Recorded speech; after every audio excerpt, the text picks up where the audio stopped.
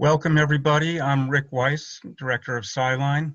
Very quick introduction here for those unfamiliar with SciLine. We are a philanthropically supported, editorially independent, free service for U.S. journalists based at the American Association for the Advancement of Science here in Washington, D.C. We're here to help reporters covering stories about health, science, and the environment, or really any kind of story that can be strengthened by the inclusion of some science in that story. Our primary commitment is to local and general assignment reporters at general readership news outlets, reporters who provide people the information they need to make evidence-based decisions in their lives, a very important theme these days. Among our services are a matching service through which we connect reporters to scientist sources and briefings like this one. We know that many of you have been pulled off your usual desks, local news desks, business desks, even the sports and entertainment desks, to cover this health and science story. So what we will hear from our panelists today and what your questions should best address is the how of covering COVID-19, best practices and pitfalls to avoid. SciLine also hosts briefings to get reporters up to speed on the actual science in the news, and we look forward to inviting you to one or more of those featuring COVID-19 science experts in the weeks ahead. A quick note before we start about our matching service. When we get requests from reporters for connecting to an expert via the form on our website, we reach out to multiple scientists in our database who we determine are good matches for your request. And when a scientist confirms they're available and can talk before your deadline, we share their contact information with you. Now, of course, scientists with COVID expertise are incredibly busy right now. So do call us when you are in need of a scientific expert for your COVID stories, but it really helps to give us as much notice ahead of your deadline as possible so we can identify an expert who can actually carve out time to talk to you in their schedule. So with that, let's get started. I'm not going to take time to give full introductions to our three panelists today. That information is on the SciLine website. I'll just say that we will hear first from Laura Helmuth, who is the health and science editor at the Washington Post. We'll then hear from Caroline Chen, healthcare reporter at ProPublica. And then Dr. George Benjamin, Executive Director of the American Public Health Association, for a perspective on what's going on journalistically from the public health community vantage point. And with that, Laura, take it away. All right, thanks very much. And thanks to all of you for coming today. Especially welcome to people who haven't covered a lot of health and science in the past. We're glad to have you on the team. I'm sure you know already, this is one of the most important stories you're going to cover in the course of your careers. Your work has the potential to change people's understanding, which can change their behavior, which can change the course of the pandemic. So it's really important to get it right. And we'll all make mistakes. We'll get better as this goes on. And we're going to have a lot of opportunity because this pandemic is going to last a long time. We're just getting started with it in the US, and it's going to get a lot worse. So the thing to do right away, if you haven't yet, but even if you have, you can always do more, is to source up. Find people at your local hospitals, public health departments, universities, especially in infectious disease epidemiology, your local nursing homes, homeless shelters, and get their cell phones now because it's going to be a lot harder to reach them in the future. And they're going to be overwhelmed with their own work as well as responding to media queries. And of course, use SciLine. They've got an excellent group of a database of scientists who are really good at talking to the media and want to help, and they want to get good, accurate, trustworthy information out there. So there are a lot of resources to help you, especially if you're coming to this a little bit cold to these fields. So, and of course, even though it's going to last a long time, the story is changing very quickly. And it's also the case that the science is changing very quickly.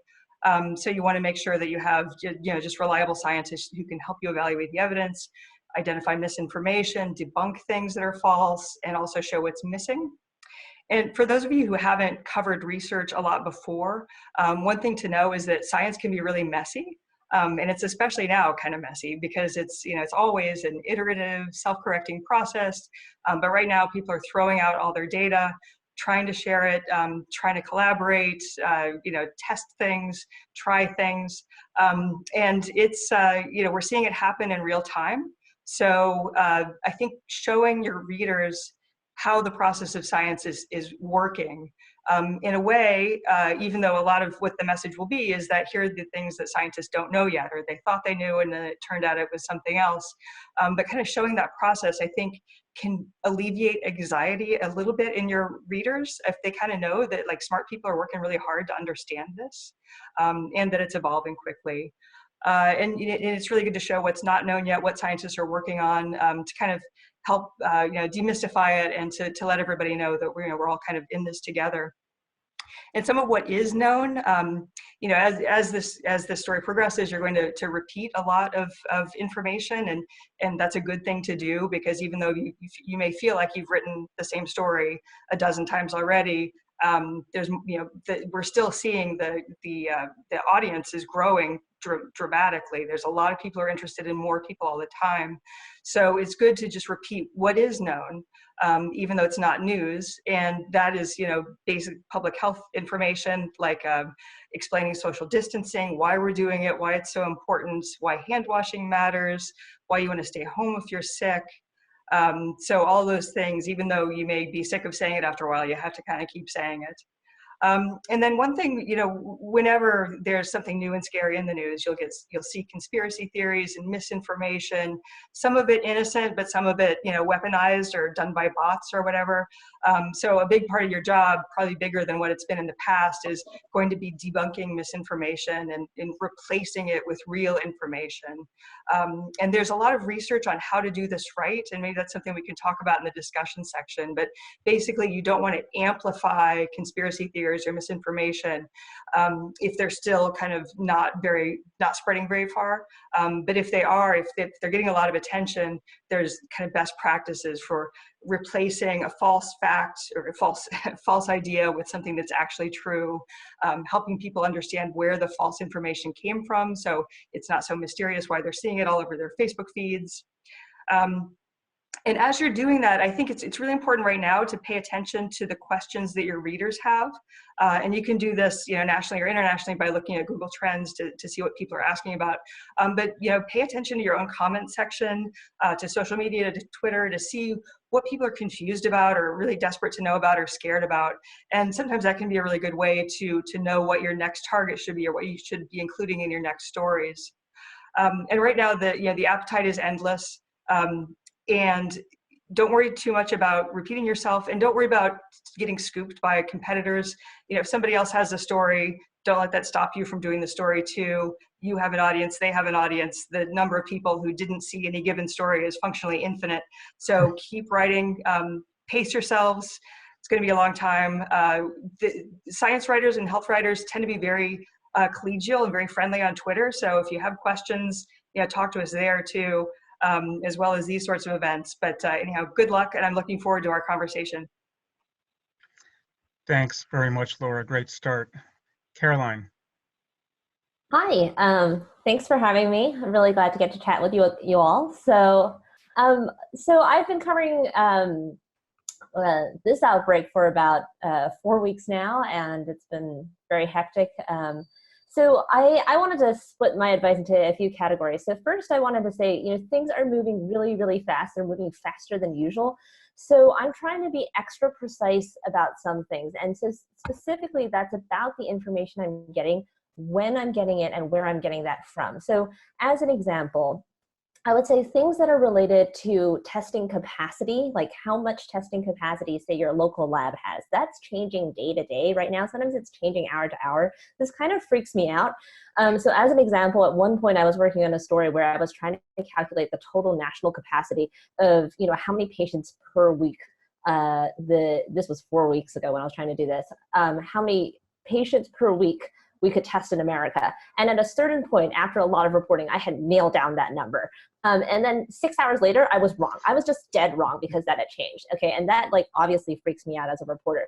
So this is going to be happening under your feet. And I think the best thing you can do with something like that is really rigorously date your information. So say as of Monday morning, this lab could test X number of patients per day. Same thing is happening right now with supplies. So if you're reporting on your local hospital, you're reporting on your state in terms of how much PPE they have, which is personal protective equipment. That kind of thing right now is tremendously in flux. And this is information that your readers want to know, which is like, where can I get tested? How much testing capacity is there? How much supply do we have? How much supply does the state have? How much supply does my hospital have? This is stuff that you're reporting on, and this is stuff that is literally changing hour by hour. So I would just be very, very precise about when you got that information and where you got that information from. Separately, where I want you to be really not precise is things that are estimates. And so I've asked SciLine to share with you a post that I just did about forecasts. And I think that there are certain categories of numbers that scientists are still working on, and these are things like forecasts and projections. So like, how many people are infected in America right now? This is actually a number that's really, really hard to calculate. And so whenever you see someone say something like, at one point the Ohio Public Health Department said, there are 100,000 Ohioans infected. And they said, like, we know there are 100,000 Ohioans infected. And then of course people like put that in the headline, and then later, like a few days later, they said, oh, we were just guesstimating. Like, that also freaks me out as a reporter. Like, what if I put that in a headline and then later, like, they were guesstimating? So I hope that post that I wrote is helpful to help explain like why these things are forecasts and why these are squishy numbers. Another thing that is a squishy number is the fatality rate. So what your reader wants to know is, if I get infected, will I die, right? So to know that, you would have to know how many people are infected. We can't know that right now. All we can know is how many people who are tested are confirmed positive, right? That's how the mortality rate that you're seeing out there is calculated. So the WHO, what they are reporting is the number of reported deaths divided by the number of laboratory confirmed cases. So you need to understand that number. And what you need to translate to your reader is that this is currently a moving number. And so that type of number is where I try to be not very precise. And I try to convey to my reader that at this point in time, I use language like, scientists understand, this to be, or like, it is estimated that, and I try to give readers a sense that this is an estimate or this is an approximation. I also try to make it clear what we don't know. So things like, what's going to happen when the seasons change? This is the question. Or like, what is the effect on kids? Like, this is data that's being generated right now, and like what we understand is changing week to week. So I think that is a role where we as reporters can really help readers understand like what is not known, and just being very frank and very candid and explaining what scientists are still trying to figure out in very plain language is really helpful to readers. I'm not going to go much longer, but I think the last big principle for me is that like we really care about humans and trying to keep that as a first principle. So early on, I think there was a lot of confusion about like test kits versus tests versus samples. And I think people were really confused about all these numbers being thrown around, like a 1.5 million tests, what does that mean? And I think a driving principle that helped me was like, I want to know units of people. So like one thing that I kept trying to run around and explain to my other reporters was that, you got to divide samples by 2 because like most labs are running 2 samples per person. And I think it helps you as a reporter to keep asking your officials or whoever's talking to you, like, you just gave me a number in tests. Can you tell me that number in people? Like, I want the units in people. And then try to, whatever you print, always try to get it down to a unit of people, because your readers are going to hear 1.5 million tests and they're going to think, oh, that's 1.5 million people. And actually you probably need to like divide that number down somehow. So it helps you as a reporter to always try to get it in the units that you care about and that your readers care about. So keep thinking about that. Do I have 1 more minute, Rick? Sure. My 1 more minute is, this is really hard, and like you just have to take care of your mental health, because this is happening to you as well. Like, you're probably worried about your family members. You're probably like suddenly being like forced to work from home and all of that, and you're working long hours. And I just wanted to acknowledge that like this is hard for you. Like, I had a moment this past weekend where I was reading like my inbox of people like all telling me how hard it was on the front line, and I got really sad. Like, this is normal, and like like, I just want to say, like, you have to take care of yourself. And like, if this gets really hard, that's really to be expected. And like, be talking to your editor about how this process is affecting you. Great, a really important last point, especially since we're all isolated right now, almost by definition, so it only exacerbates the difficulty. Fantastic, thank you, Caroline. Dr. Benjamin, your perspective. Hi, hello everyone. What I thought I would do is spend my time talking a little bit about the public health system and maybe some ways to approach some of your potential sources. The public health system in the United States is a partnership between the federal, state, and local governmental entities primarily. There is certainly a non-governmental public health piece out here, like organizations like the American Public Health Association. There's a state health officers and local health officers association.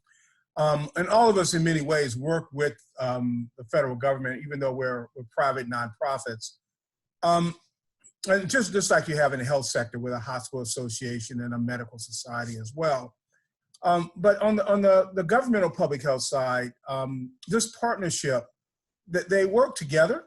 They augment each other's work, theoretically with little overlap, but they do augment the work. So for example, sometimes federal staff are deployed to the state or local level to help them with activities, particularly when there's a need for additional bodies, or there is a need in particular for a particular expertise that may not occur at one of the other levels. When you think about public health, those of us, I used to be an emergency room doc, so as an ER doc, I was very comfortable taking care of each patient, patient by patient by patient. And of course, that's how our usual healthcare system functions. The public health system tends to step back, wants to look at the whole population and do things that affect people in a much broader way, by the tens, by the thousands, and frankly, by the millions in some cases. But both of these two systems really work collaboratively together, particularly when you have an outbreak like this that occurs. In the old days, which maybe only about 25, 30 years ago, an outbreak, a big 700, 800 person outbreak would have occurred. Maybe a local reporter would have picked up the story, but it wouldn't have been big news. Today, any kind of outbreak, 15 people with measles. And so we're all acting in an environment which has dramatically changed in terms of the visibility of these kinds of outbreaks. And of course, this is a big one. As we think about this outbreak, just know that there are several agencies, and let me walk through those. But let me just tell you that even though we talk about the Department of Health and Human Services, it turns out that you actually look at almost every federal agency of government, it often has some health component. It may only be an occupational health component for its employees, but in many cases, it also has some kind of regulatory authority or engagement. So for example, there are obviously people that do health in the Office of Management and Budget. There are people who do health in the Department of Treasury. There are obviously people who do health in the Department of Agriculture. So most of the federal agencies have some health component, even though the bulk of what is done is in the Department of Health and Human Services. The agency that's getting the most visibility right now is the Center for Disease Control and Prevention. It is in many cases people think of as the nation's public health agency, although all the other entities do public health as well. It is fundamentally a non-regulatory agency. It does do a little regulation, but not a lot. It does a lot of early stage research. So for example, the diagnostic test was conceived and constructed at CDC, but because it is not a regulatory agency, the Food and Drug Administration actually served as the regulator of whether or not that test could be used or not. And of course, FDA is a regulator over a whole range of activities of the federal government. The National Institute of Health, of course, is the nation's and really the world's premier research entity. But it also is not the only place where research is done. Again, in almost any agency of the federal government, some research occurs, and a lot of that research is not only multi-sectorial, multi-agency, but it may bring together a range of different scientists on a variety of occasions. Then, of course, you have the Center for CMS, Center for Medicare and Medicaid Services, which actually pays for healthcare services for Medicare and Medicaid, but it also is a major regulator of the healthcare sector itself. So you've seen that that a lot, of course, the fact that Medicare and Medicaid pay for such an enormous amount of our healthcare dollar, both for seniors and individuals that are low income, it has an enormous influence on the other health sector. In fact, it's generally said that if Medicare passes a regulation, all the other insurers in the country usually follow that to align with Medicare. We've got a peculiar entity called the ASPR, which is the Assistant Secretary for Preparedness and Response. When that office was initially set up, it was set up to be an advisor to the Secretary. It has become much more of an operational organization, and even today now, it is the functional lead within the Department of Health and Human Services for this response. And then you have a bunch of offices that advise the Secretary, the Assistant Secretary for Health, and the Surgeon General, of course, who reports to the Assistant Secretary for Health, who provide general policy coordinating and guidance to the Department of Health and Human Services and serve as health advisors to the Secretary, who, of course, is not a physician or a nurse, or although he has certainly an enormous experience in the health management sector, he doesn't have a clinical background. Again, with that background, obviously a very complicated organization, which looks at least 18–19% of our gross domestic product when you look at the healthcare sector itself. I know you're finding a plethora of potential sources, academics, individuals, preparedness centers. I always encourage people to spend a little bit of time understanding who you're talking to and what they do before you call them. A lot of times you get someone who's really smart, done a lot of studies, but has never done it before. And it's useful to know that. I spent a fair amount of time practicing emergency medicine. I don't see patients anymore, but I've been a health officer twice. But I'm very different than getting an emergency doc from the hospital. I'm very different from getting someone who's a current health officer. I can talk about my archaeological past, but it's very difficult now since I'm not actually on front line doing that stuff. Although I obviously, like most people, have a pretty good pipeline. But I do think it's important that one thinks about who you're talking to, and really think about, to some degree, the questions you want to ask that person, so that you get the issues you really want to get out first. A lot of these folks don't have a lot of time, and there are lots of us armchair public health practitioners today that are eager to give you advice.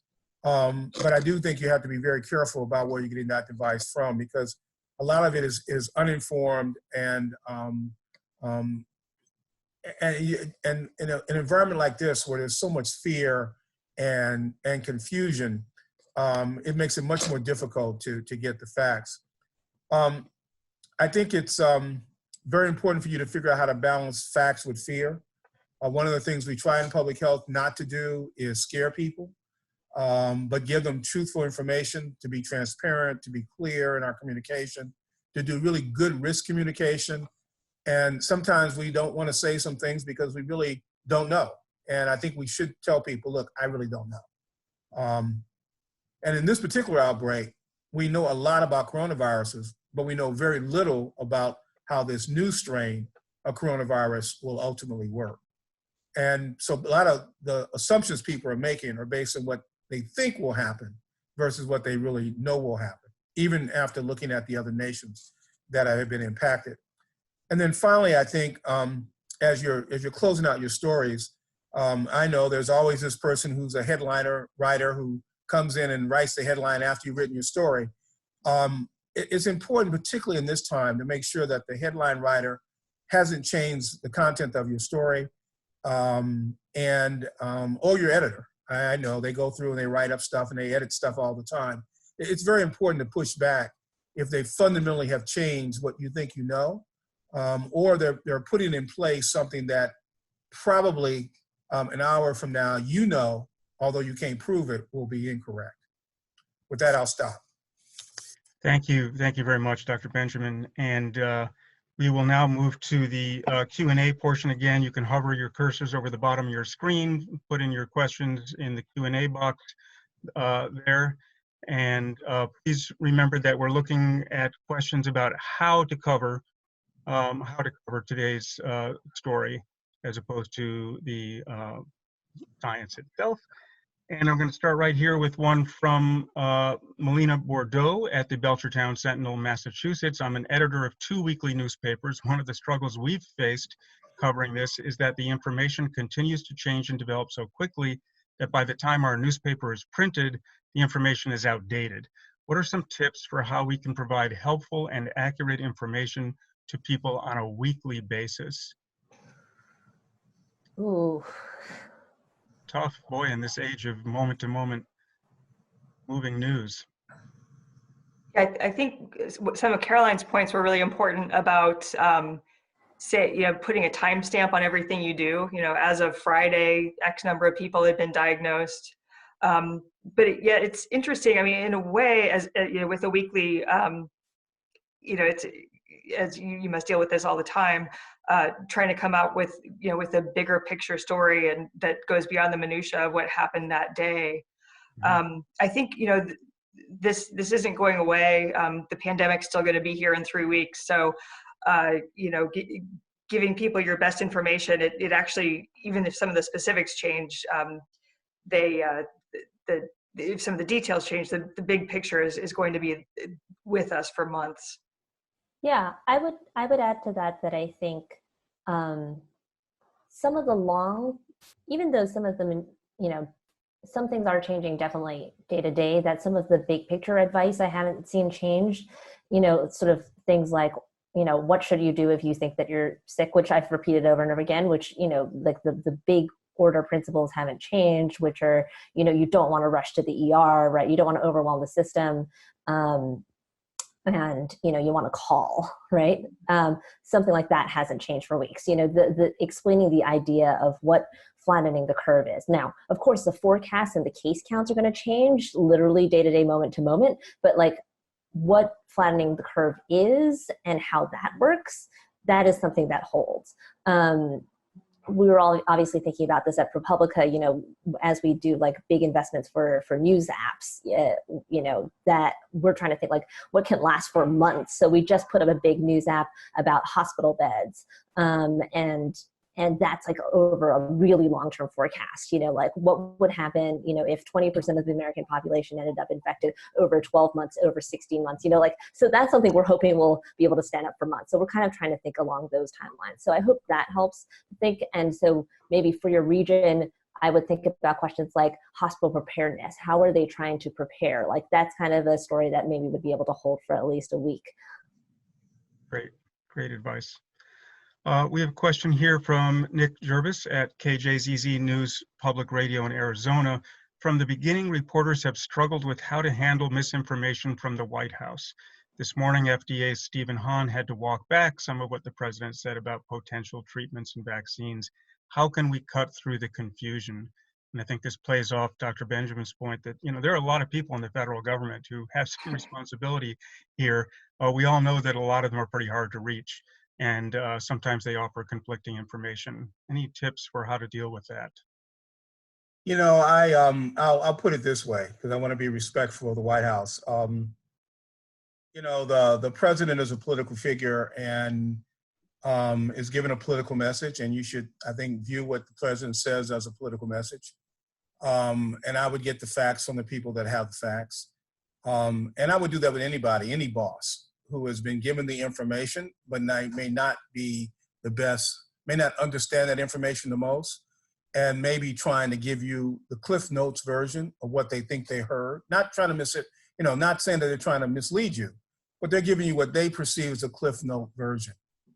And some of the better communicators in the White House, obviously Dr. Fauci, Dr. Garrar, as two examples, are really good communicators. Outside the White House, Scott Gottlieb, who was immediate past FDA commissioner, Tom Frieden, Julie Gerberding, former CDC directors.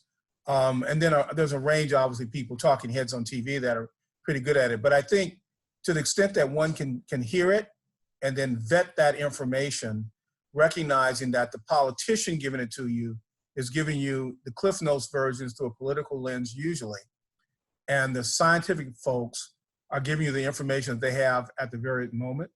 Now, having been on TV many years ago, fortunately, and giving what I thought was the absolute right answer, only to have a different answer scroll below me, it is a very embarrassing moment to have. But the way, of course, the expert should handle that is to acknowledge, information has changed.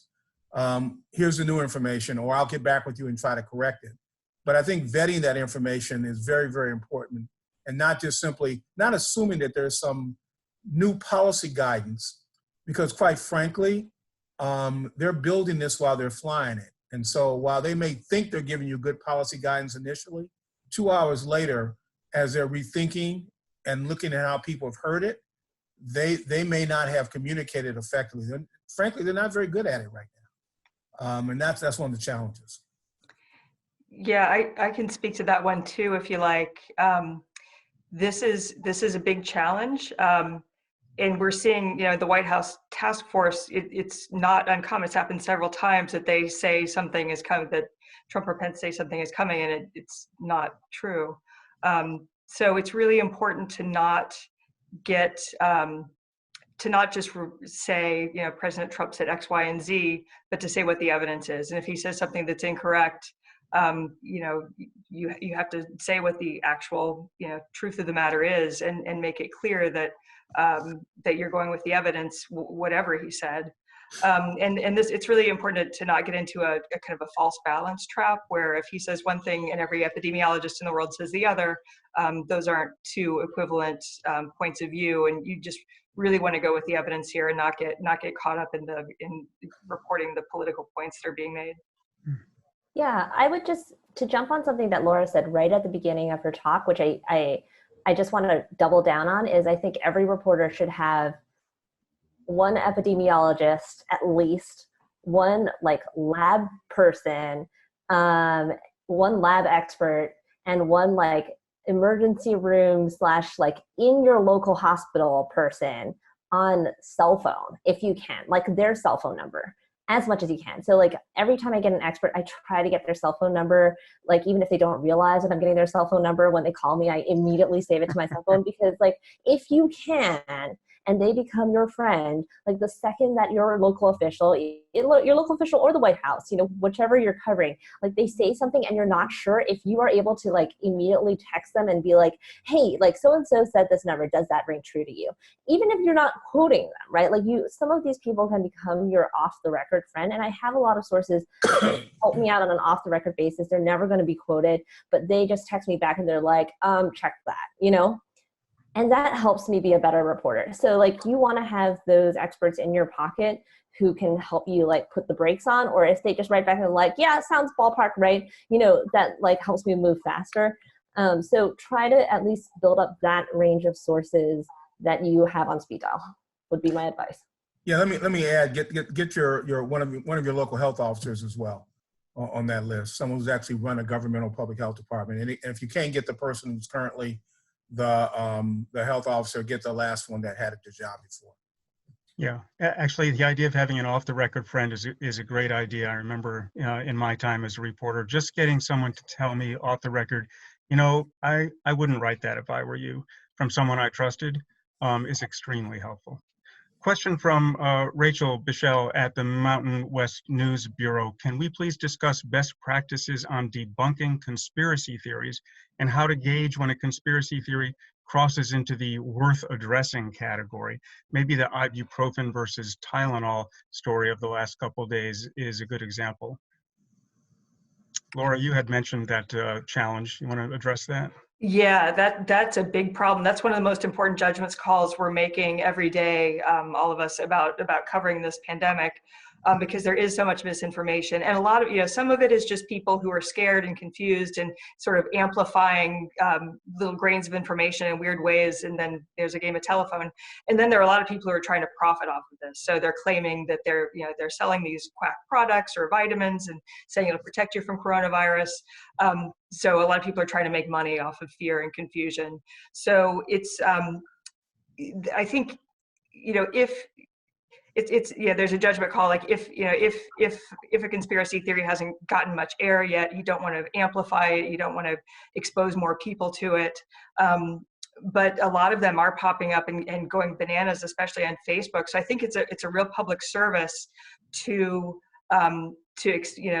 look into it, to say, no, this virus wasn't created in a biosecurity lab. It's not, some conspiracy by the Chinese. It's not some conspiracy by the army. And when you do that, to say, here's where it's circulating. This is where the rumor came from. Here's what we actually know, and to immediately, and because people don't like to hear this thing you may have seen that you believed briefly is wrong, you big dummy. Even if obviously you wouldn't say that, but implicitly when you're correcting something that somebody believed that isn't correct, that's a little bit hard for people to take. So the best way to do it is to replace, to say, this is what people are saying, but actually this is true. And also to explain why it's circulating so widely and why there's a grain of truth to it, to sort of say, hey, look, we get it. We understand why people might be believing this or might want to believe this, and to do it in a very sort of empathetic way and very clear way, and also like just very simple debunkings work. And there's a lot of research on like how effective it is when people see misinformation corrected on social media. And especially like if somebody posts something incorrect and their friends say, hey, that's not right, and link to Snopes or link to a debunking from a major news source, the people who observe that interaction are much more likely to recognize, oh yeah, that was wrong. So there's a lot of things you can do as a reporter to make these resources available so that everybody can help correct one another's misinformation. It's a really important service right now. I said that there are a few miracles in medicine, maybe one or two, but they're not very many. And even if they are miracles, we have miracle cures, stuff that everybody's kind of ignored, but suddenly we discovered because we did a study and they work. It's because we did a study and they work.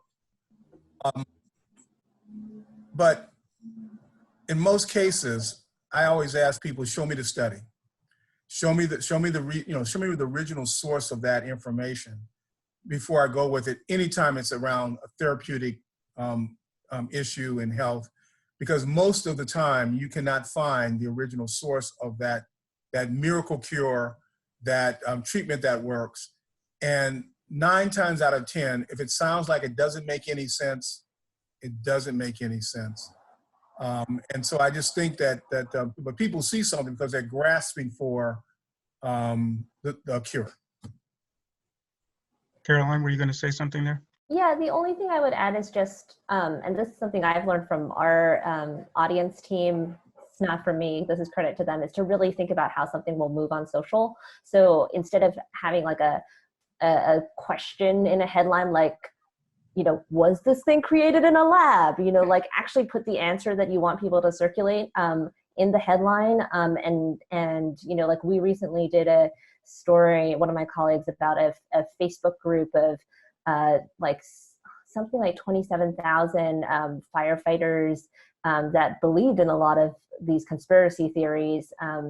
It's like IAFF firefighters for Trump that were circulating. These are like first responders. And, I kind of naively was like, well, why aren't we putting some of the photos, screenshots we've gotten from our sources, in here, because that would really show kind of like what is being circulated. And our social media people were like, because we don't want to like circulate those photos. And I was like, oh yeah, duh. Like, obviously I'm so glad we have people who think about this, because I was just thinking, I want this story to be read, you know, and I want these eye-catching photos out there. So I was like, okay, yes, thank you. I'm glad that there are other people thinking about this. And I'm not making these choices, but that was a good reminder for me myself.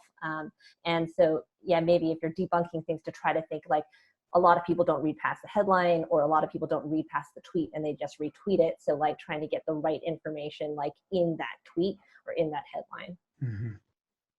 Let me ask one other thing. This is the same family of viruses that causes the common cold. Very different strain now.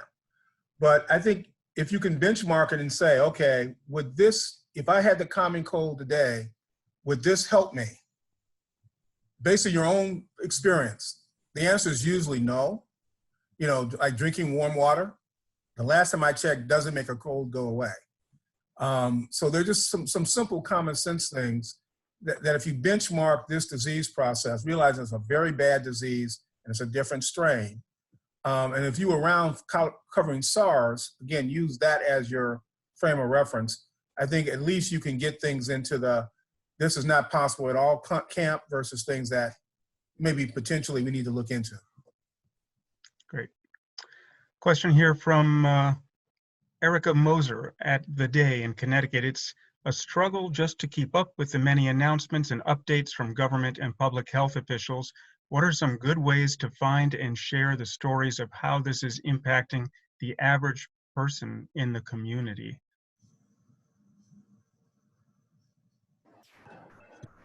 Do you want me to go first? Sure.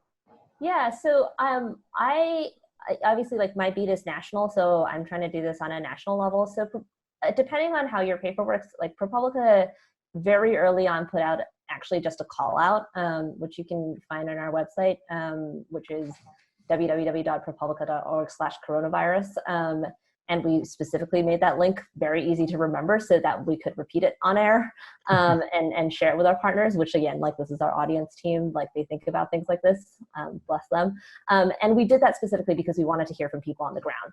And, you know, if you have like a Facebook group, or if you have like a, you know, a social media in any way, I think actively soliciting that, and using those opportunities like helps you like bring people towards you. And I think that that has worked really well to help us get started, to hear people on the ground.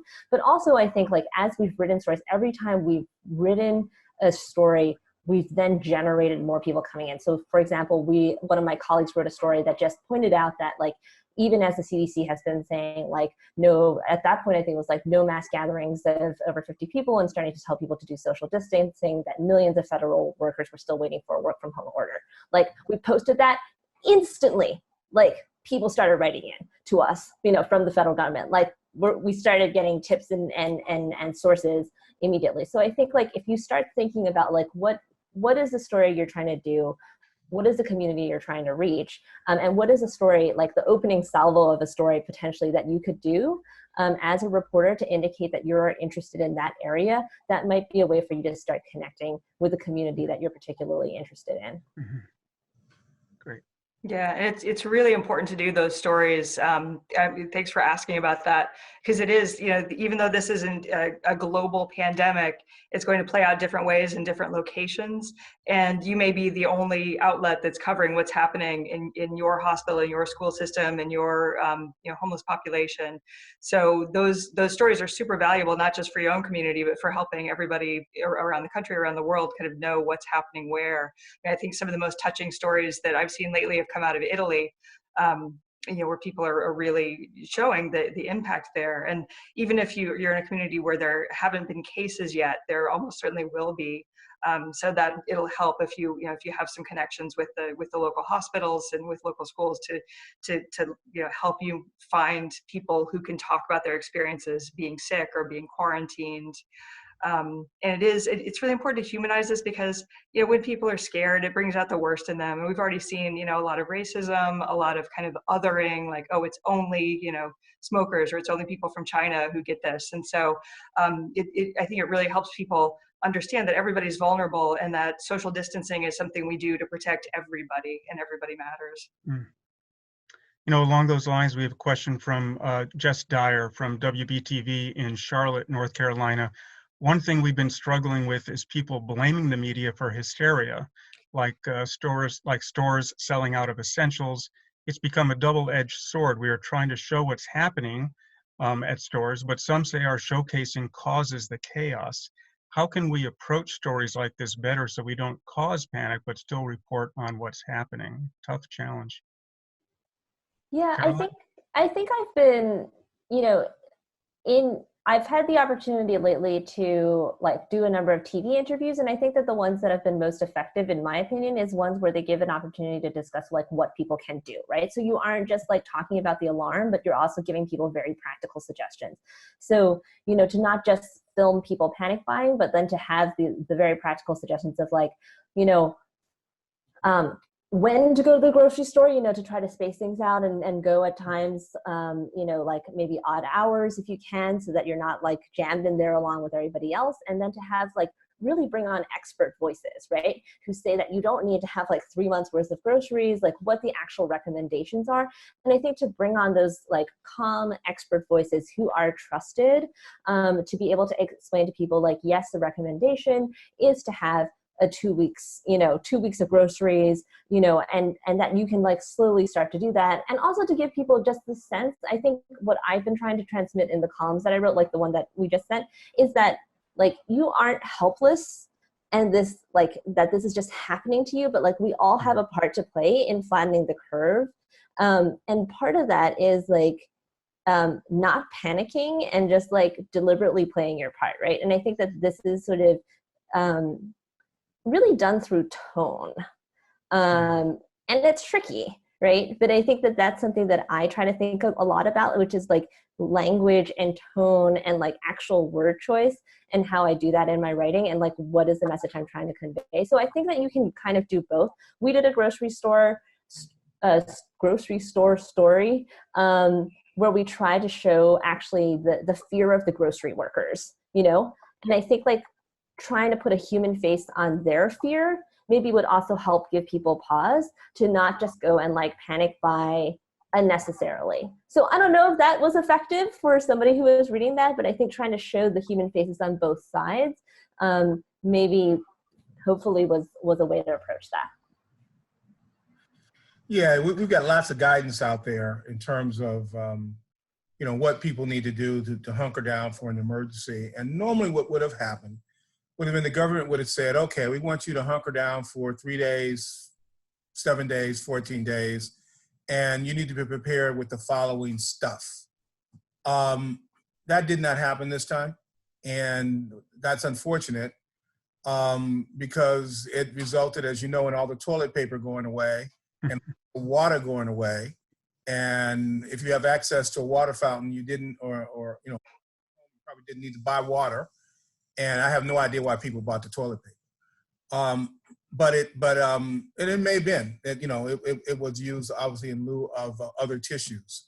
But nonetheless, we didn't get the kind of guidance that we want. So there are, again, organizations that are nonprofits that are trying to put out that information, reminded the Red Cross information. So I think that one of the things when you're doing these kinds of stories, any kind of an emergency story, we ought to anticipate that people are going to do panic buying and there's going to be price gouging and there are going to be people that are not going to be able to get to those to buy what they need to buy.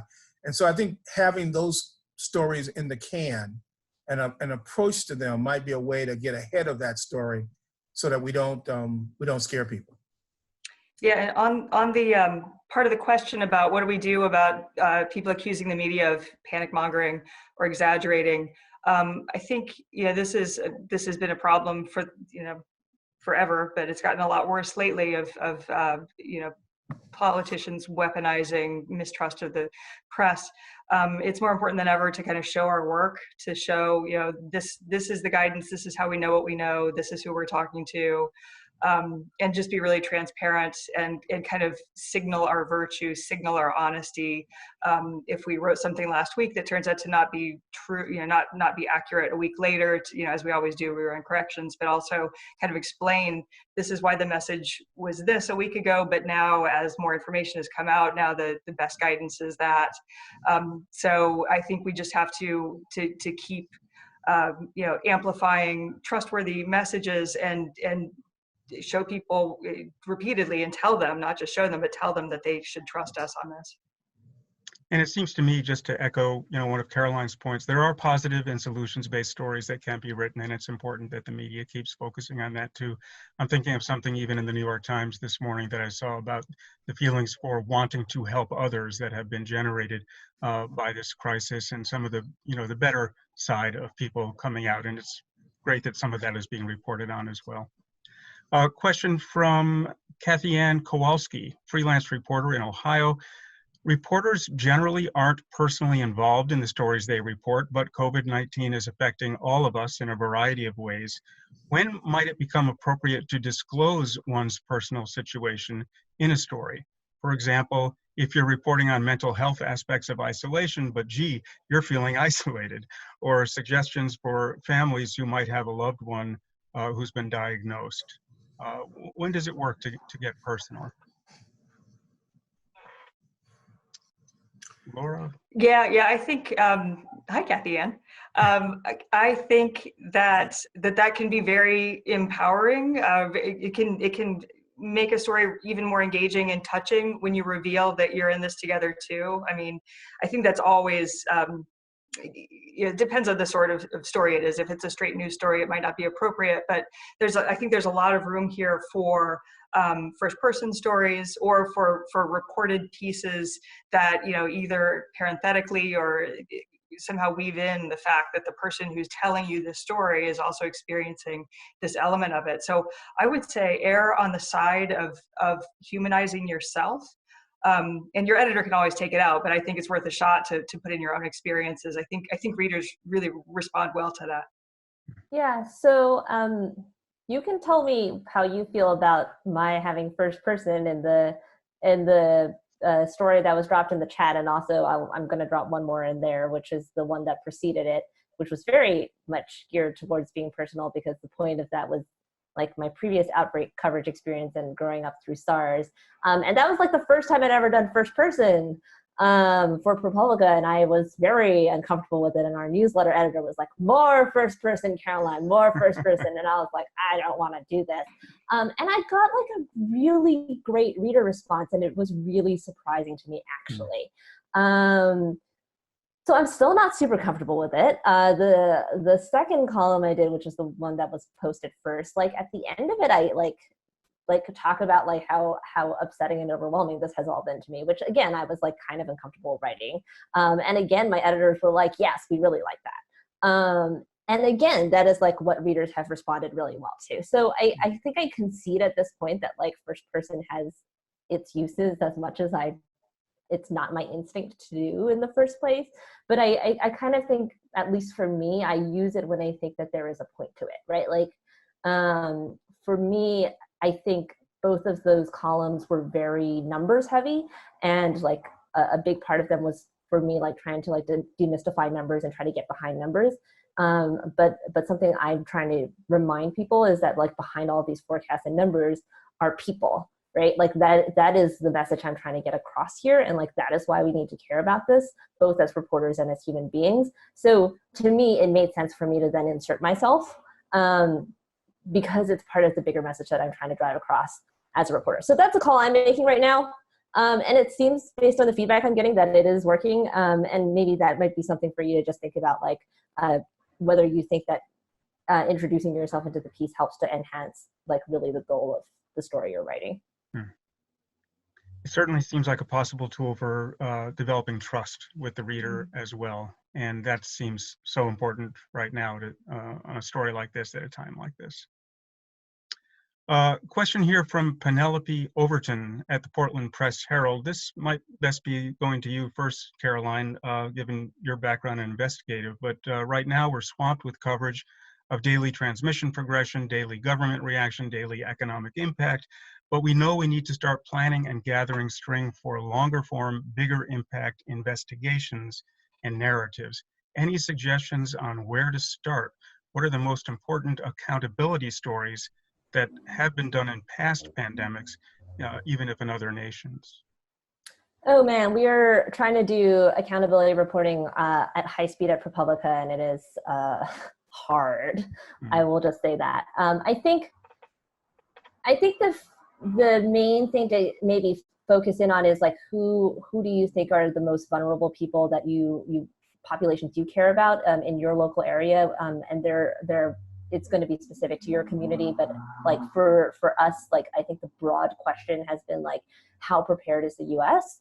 And then within that, we have sort of the subpopulations that we are particularly caring about. So for example, obviously healthcare workers have been like a primary focus of ours. So I think like like an obvious thread to follow would be like if there is a population that you care about that is not being taken care of, whether that is healthcare workers or elderly people in nursing home facilities, then the next question would be like, why are they not being taken care of? And then the question is, who is responsible for that? And why is there this gap here in care? And sort of just follow that thread of questions. And is it that something was supposed to have happened and it didn't? Who dropped the ball there? And who is accountable for that decision? So that would sort of be like the long-term story there, right? I think there are some really fast turnaround stories that you can do along the way. So for example, 2 nights ago, I got a DM from somebody who worked at a Spencer store, and the Spencer store, as I found out at the moment I got the DM, is a store that sells sex toys and gag gifts. And they were like, we're all being forced to work. There are people who are calling in sick and they can't get tested, and we don't have, like, a lot of people don't have a lot of paid sick leave. And, you know, we're trying to like complain on social media, and like the store is deleting our Facebook posts off.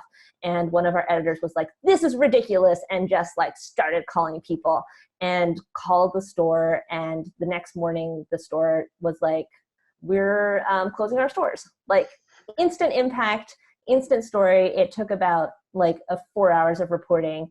So like that's pretty fast accountability journalism that can be done on the fly. Same thing with like the federal workers who are waiting for work from home. Like I think you can do accountability journalism pretty quickly at this point in time. Like the bar is pretty low for some of these stories, but I'm happy to discuss that more offline if you want to email me. You know, I always say that the telework experience of Americans is going to be a fascinating story. You know, I think that the person that writes that story across all the various sectors and how they're impacted is going to be fascinating. You know, I know here we had to figure out telework, who are our central employees. We're basically like everybody else, teleworking. I'm right now the only one in the building, and we have some employees, you know, that simply didn't have access to Wi-Fi. So we had to make other accommodations for them. And I know the federal government, that's a big issue for them. There are lots of federal employees whose job requires that they be at their desk. So how they're teleworking is a fascinating story. I have no idea. You know, Dr. Benjamin, it's just on the accountability angle here. We had another question from Angela Caputo at APM Reports, who in part was just wondering, you know, which aspects of the public health or health system in the country arguably had some of the major responsibilities that are deserving of some attention in these follow-up stories, if we want to, you know, if not throw them under the bus, at least, you know, do the work that needs to be done so that mistakes don't get repeated next time. Do you have any suggestions about targets in the soft sense of that word? Well, I think at some point we're going to want to try to figure out what happened with the testing and understand what happened with the testing from a practical perspective. And you know, we have made testing the single most important reason that this whole thing has failed. I remind people that 100 years ago, at least in 1918, we didn't have tests, we didn't have a vaccine, we didn't have pharmaceuticals. It was a terrible outbreak, but through a range of social distancing strategies, we got through it. I wonder whether the test has an outsized role with people focused, because that was the thing people could focus on. I think that, in my view, the lack of early coordination in this has been a real challenge. It would not have been uncommon for the Department of Health and Human Services, as an example, to start leading the way. Even CDC being the agency managing a big outbreak overseas. That's how it always done. I mean, we've done that with Ebola, with SARS, with measles outbreaks, either overseas and here. That's not uncommon. The issue is, at what point do you do the handoff and it becomes a projection that this is going to be a really, really big thing? And it was clear the moment that the president decided that he was going to, keep people coming in from China, that at least they thought this was a big deal. And then I think from my perspective, the stories about what the handoffs were and how we made those decisions. Now, maybe those stories have to wait till later, but it's real clear that preparedness is very important.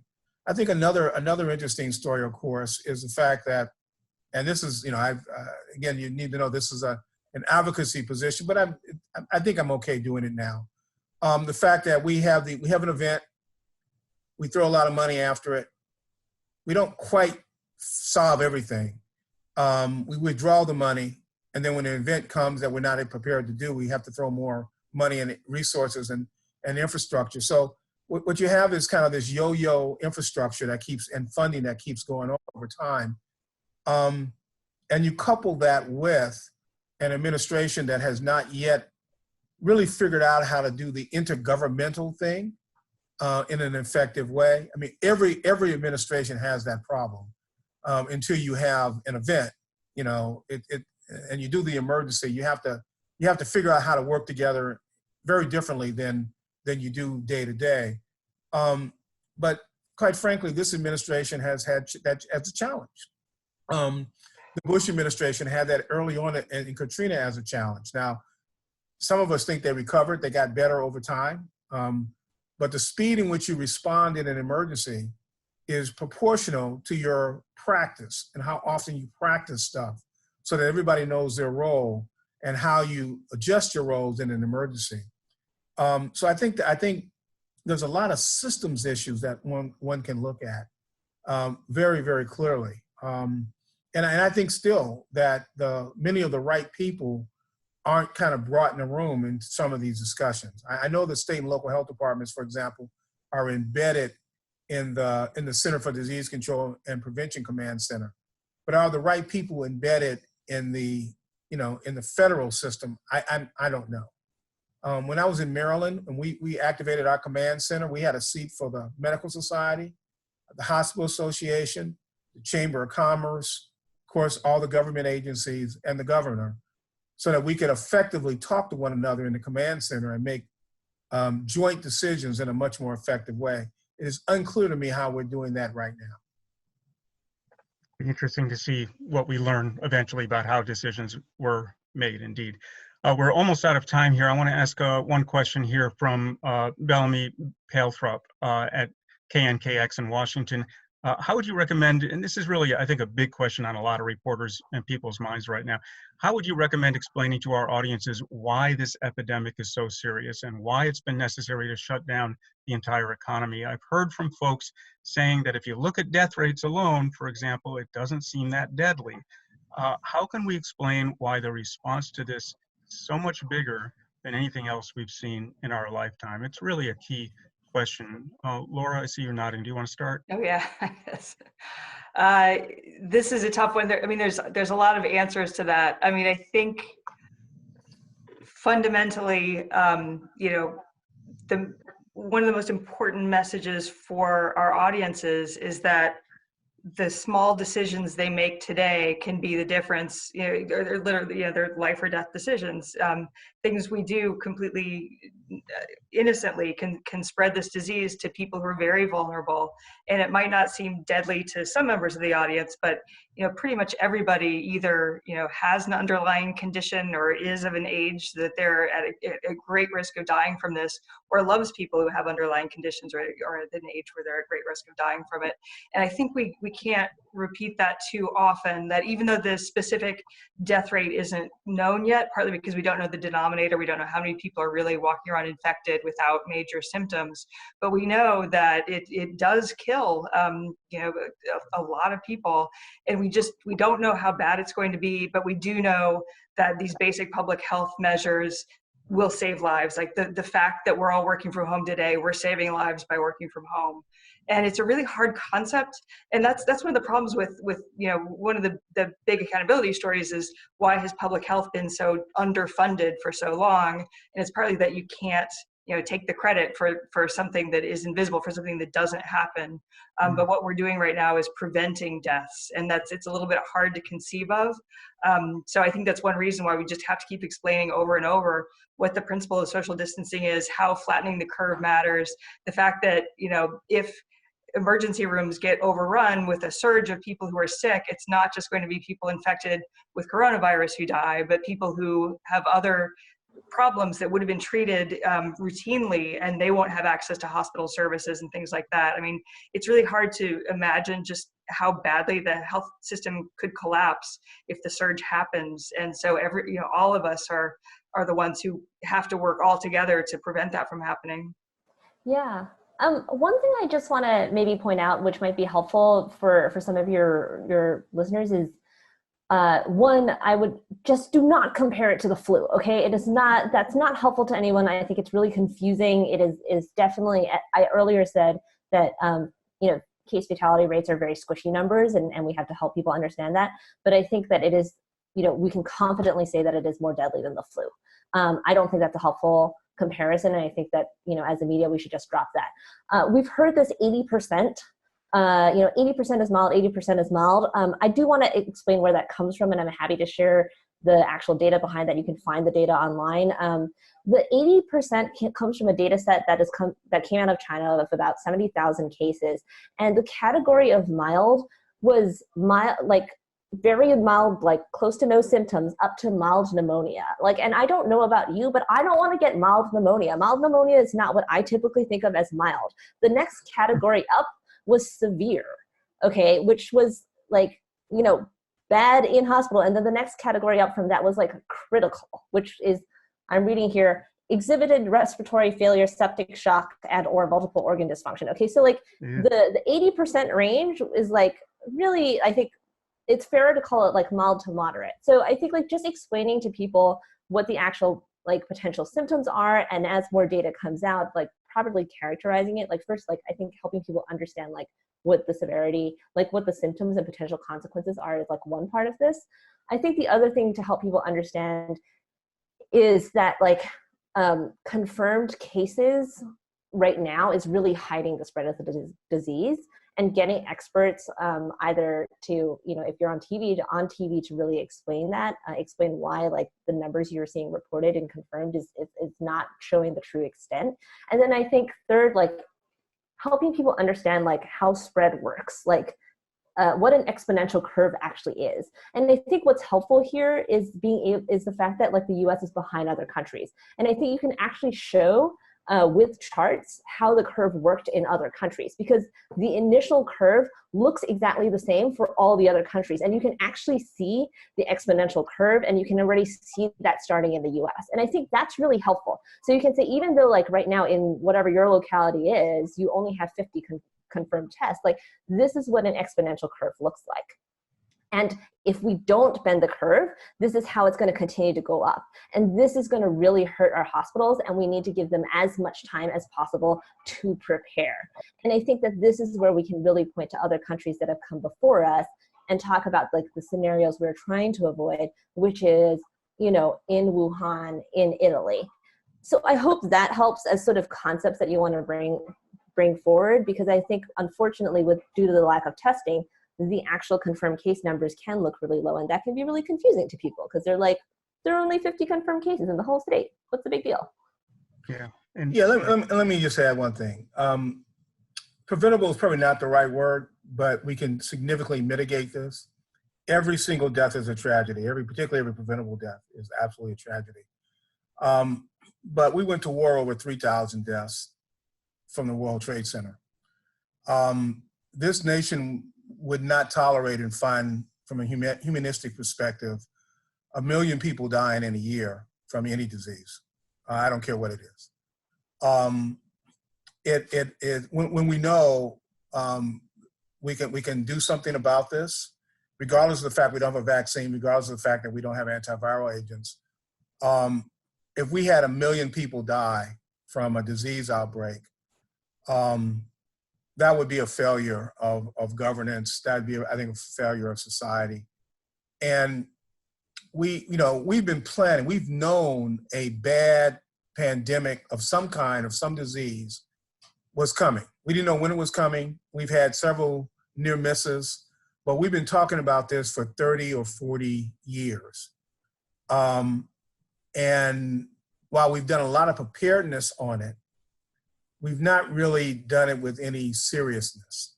Even after SARS, which was a near miss, and Ebola, which was really a near miss, that's a bug that if it ever aerosolized, we have a very different scenario than the one you're seeing right now. But it doesn't aerosolize.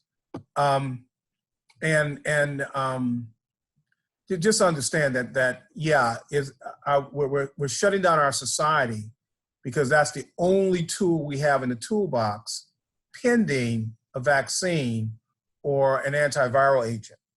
Once we get, antiviral agents and a vaccine, then we would manage this very differently. And by the way, this is not the last pandemic that our humans are going to see. We're going to see something like this again. Again, let's hope it's not for another 100+ years, but we will see this again, and we need to get it right this time. Thank you very much. We are out of time. I want to thank our panelists so much for a very helpful and insightful discussion. I want to thank all the reporters on this briefing for your commitment to accuracy, your attention, not just to getting the facts right, but as Caroline mentioned, to getting the tone right. The responsibility that you all are shouldering at this time in history, I think, can hardly be overstated. So your work is so important. Let's make sure we get it right. Thanks so much for tuning in. Check out SciLine's website for any help we can provide you. Follow us at RealSciLine. And please, as you log off today, you will get a prompt for a short survey. It's so helpful to us if you would just take 1 minute and fill out that survey so we can figure out and stay on top of how we can help you best going forward.